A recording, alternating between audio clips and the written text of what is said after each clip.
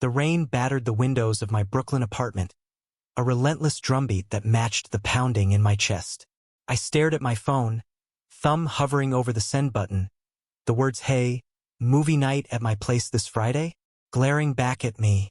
It was just a text to Sophia, my best friend, but it felt like a confession. Sophia Alvarez was everything I wasn't. Bold, unapologetic, and effortlessly charming. At 25, she carried herself like she owned every room. Her dark eyes sparking with mischief and her laugh filling spaces I didn't know were empty. We'd been friends since our freshman year at NYU, bonded over late-night study sessions and shared dreams of making it in New York's chaotic art scene. I was the quiet painter, sketching emotions I could never voice, while Sophia was the sculptor, molding clay and conversations with equal ease. She was straight, or so she'd always said, dating guys who never seemed to deserve her. And me? I'd known I was a lesbian since I was 16, but telling Sophia felt like risking the one person who made my world make sense. I hit send. My heart lurched as the message flew into the void.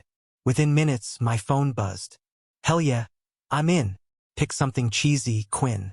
I grinned, relief flooding me, but the butterflies didn't stop. Movie night was our thing, popcorn, bad rom-coms, and her teasing me about my artsy taste in films. But this time, I wanted more than laughter. I wanted her to see me. Friday arrived, and I turned my tiny apartment into a sanctuary. Fairy lights draped over the bookshelf, a blanket fort sprawled across the couch, and a bowl of popcorn sat on the coffee table next to a bottle of cheap wine. I wore my favorite sweater, soft and gray, hoping it made me look effortlessly cool instead of like I'd spent an hour agonizing over it. The doorbell rang, and my breath caught. Sophia stood in the hallway, her long hair damp from the rain, her leather jacket clinging to her frame. "Quinn, you look like you're hosting a Pinterest board," she teased, stepping inside.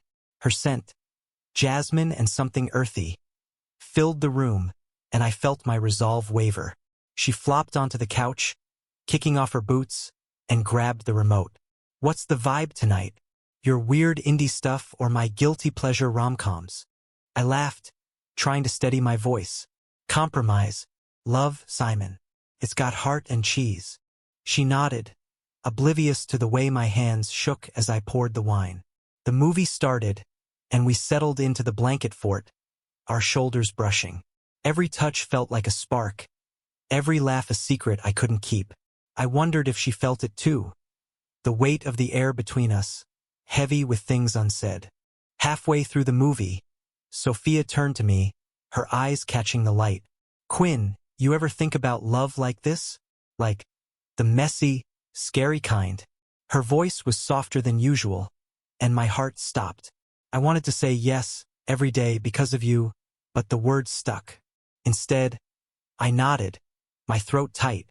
"Yeah," I whispered. "All the time." She held my gaze, and for a moment, the world was just us, no rain, no movie, no fear.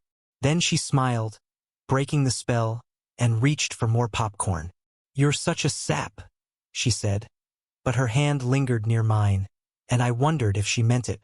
As the credits rolled, Sophia stretched, her shirt riding up to reveal a sliver of skin. "This was perfect," she said, turning to me. "But next time I'm picking the movie. Deal?" "Deal," I said, my voice barely steady. She didn't know it yet, but that night, something shifted. I wasn't just her friend anymore. I was a girl in love, teetering on the edge of a truth I couldn't hide much longer. The next week, I couldn't shake Sophia from my mind. Her laugh, her casual touches, the way she'd looked at me during movie night, they haunted me. I sat in my studio, a cramped corner of a shared art space in Williamsburg, staring at a blank canvas. My brushes lay untouched, my thoughts a tangle of her. I'd always painted my feelings. Swirls of color for joy, jagged lines for pain. But how do you paint a love you're too afraid to name? Sophia texted me that afternoon. "Lunch? I'm craving tacos." I met her at a food truck near Prospect Park, the air crisp with autumn. She wore a red scarf that made her look like a painting herself, vibrant against the gray city. We sat on a bench, tacos in hand, and she told me about her latest sculpture. A twisting figure of a woman reaching for something just out of grasp. It's about wanting what you can't have, she said, her eyes distant. You ever feel like that, Quinn? My heart thudded. Yeah, I said, picking at my taco. Like you're so close to something, but you're scared it'll ruin everything if you reach for it. She looked at me, her expression unreadable. Exactly. For a moment I thought she might say more, but she changed the subject, asking about my latest painting. I mumbled something vague, too distracted by the way her lips moved when she spoke. That night, I invited her to an art gallery opening in Chelsea. It was a bold move. Galleries were my world, not hers, but she said yes without hesitation. The gallery was packed, the air buzzing with pretentious chatter and clinking glasses. I wore a black dress that felt too fancy, but Sophia's eyes lit up when she saw me. Damn, Quinn, you clean up nice, she said, and I blushed so hard I thought I'd combust. We wandered through the exhibits, her arm brushing mine as we stopped at each piece. One painting, a chaotic burst of reds and blues, caught her attention. This feels like you, she said, tilting her head. All these emotions fighting to get out. I swallowed hard. You think you know me that well? She grinned, stepping closer. I know you better than you think. Her voice was low, teasing, but there was something else there. Something that made my pulse race. I wanted to ask what she meant, but the crowd pushed us forward, and the moment slipped away. Later, we stood on the rooftop, the city skyline glittering below. Sophia leaned against the railing, her hair catching the wind. Quinn, she said, her voice soft. Why do you always look like you're holding something back? I froze. I don't know. I lied, my hands gripping the railing. Maybe I'm just careful. She turned to me, her eyes searching mine. You don't have to be careful with me. Her words hung in the air, heavy with possibility. Before I could respond, she reached out, tucking a strand of hair behind my ear. Her fingers lingered, and I felt the world tilt. Sophia, I started, but my voice broke. She didn't move away. Instead, she stepped closer, her breath warm against my cheek. For a second, I thought she might kiss me. But then she pulled back, her smile shaky. We should head back, she said, and the moment shattered. I nodded, my heart aching. But as we walked to the subway, her hand brushed mine, and I held on to the hope that maybe, just maybe, she felt it too. The weeks that followed were a blur of tension and unspoken words. Sophia and I saw each other constantly. Coffee dates, late-night texts, impromptu walks through the city. But every interaction felt charged, like we were dancing around something neither of us could name. I painted furiously, my canvases filled with her. Her eyes, her hands, the curve of her smile.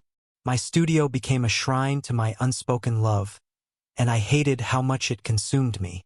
One night, we ended up at a dive bar in the East Village, the kind with sticky floors and jukeboxes blaring old rock songs. Sophia was in her element, charming the bartender into giving us free shots. We laughed, clinked glasses, and for a moment, I forgot the weight of my feelings. But then she leaned in, her face flushed, and said, Quinn, why don't you ever date anyone? The question hit like a punch. I took a sip of my drink, stalling. I guess I'm waiting for the right person, I said, my voice barely audible over the music. She tilted her head, her eyes sharp. Who's the right person? My heart screamed you, but I couldn't say it. Instead, I shrugged, forcing a smile. Someone who gets me. She didn't let it go. Come on, there's gotta be someone. You're too amazing to be single. Her words were playful, but her gaze was intense, like she was searching for something in me. I took a deep breath, the alcohol loosening my tongue. Sophia, what if the person I want doesn't want me back? Her smile faded, and for a moment, the bar disappeared. It was just us, the air thick with tension. Quinn, she said, her voice low. Who wouldn't want you? My heart stopped. I opened my mouth, the words I'm in love with you clawing at my throat. But before I could speak, her phone buzzed. She glanced at it, her expression shifting. It's my ex, she said, frowning. He's been texting me non-stop. The moment was gone, replaced by a familiar ache. I nodded, forcing a smile. You should talk to him, I said, though every word hurt. She hesitated, then typed a quick reply, her fingers trembling. We left the bar soon after, the night heavy with what I hadn't said. As we walked to her apartment, I made a decision. I couldn't keep hiding. The next time I saw her, I'd tell her the truth, no matter the cost. The opportunity came sooner than I expected. Sophia invited me to her studio the next day, a rare glimpse into her world. The space was chaotic, clay dust everywhere, half-finished sculptures lining the walls. She was working on her reaching figure, her hands covered in clay as she molded the curves of a woman's arm. You're quiet today, she said, glancing at me. Everything okay? I sat on a stool, my hands twisting in my lap. Sophia, I need to tell you something. She stopped, wiping her hands on her apron, her eyes locking onto mine. What's up? My heart pounded so hard I thought it might burst. I'm in love with you, I said, the words spilling out before I could stop them. I've been in love with you for years, and I can't keep pretending I'm just your friend. The silence that followed was deafening. Sophia's eyes widened, her lips parting, but she didn't speak. I felt exposed, raw, like I'd ripped my heart out and handed it to her. Quinn, she finally said, her voice barely above a whisper. I don't know what to say. My stomach dropped. You don't have to say anything, I said quickly, standing. I had to tell you. I'm sorry. I turned to leave, my vision blurring with tears, but her hand caught mine. Wait, she said, her grip firm. Don't go. I turned back, my heart in my throat. Her eyes were searching, conflicted, but there was something else there. Something that looked like hope. I need time, she said. This is a lot, but I don't want to lose you. I nodded, my voice gone. As I left her studio, I felt both lighter and heavier, like I'd set something free but left a piece of myself behind. The truth was out, and there was no going back. The days after my confession were torture. Sophia didn't avoid me, but our interactions felt different, careful, like we were navigating a minefield. We texted, but her replies were shorter, her usual warmth tempered by something I couldn't name. I threw myself into my art, painting canvases of stormy skies and fractured hearts, each stroke a release for the ache I carried. One evening, I ran into her at a coffee shop in Park Slope. She was with a guy, tall, charming, the kind of guy she always dated. My heart sank, but I forced a smile as I approached. Hey, I said, my voice too bright. Quinn. She looked surprised, then guilty. This is Jake. We're just catching up. Jake smiled, oblivious to the tension. Nice to meet you, he said, extending a hand. I shook it, my chest tight. Sophia's eyes met mine, and I saw it, the same conflict I'd seen in her studio. I made an excuse and left, the image of her with him burning in my mind. That night, I painted until dawn, my canvas a riot of reds and blacks. I wanted to hate her, but I couldn't. I loved her too much. A week later, she showed up at my apartment unannounced. Her eyes were red, like she'd been crying. Quinn, she said, stepping inside. I can't stop thinking about what you said. My heart leapt, but I stayed silent, letting her speak. I've always thought I was straight, she said, her voice trembling. But with you, I don't know. I feel something, and it scares me. I stepped closer, my voice soft. What are you saying? She looked at me, her eyes raw.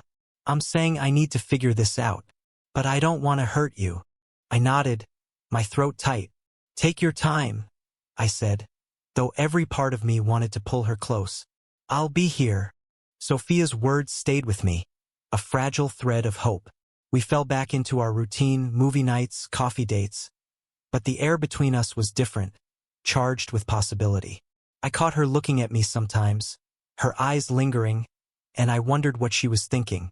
One night, we went to a concert in Central Park, the summer air warm and thick. The band played soft, soulful music, and we sat on a blanket, our shoulders touching.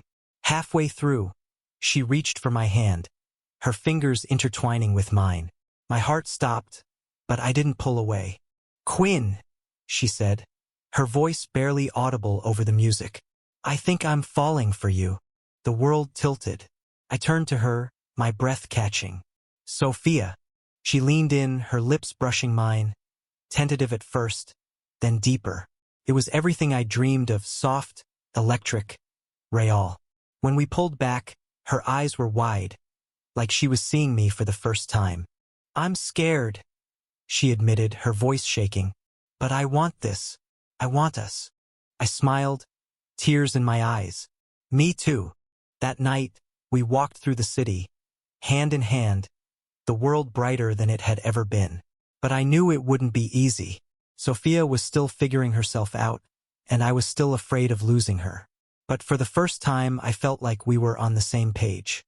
Being with Sophia was like living in a dream, but reality crept in. She was hesitant in public, her hands slipping from mine when people stared. I understood. She was new to this, grappling with a part of herself she'd never explored. But it hurt.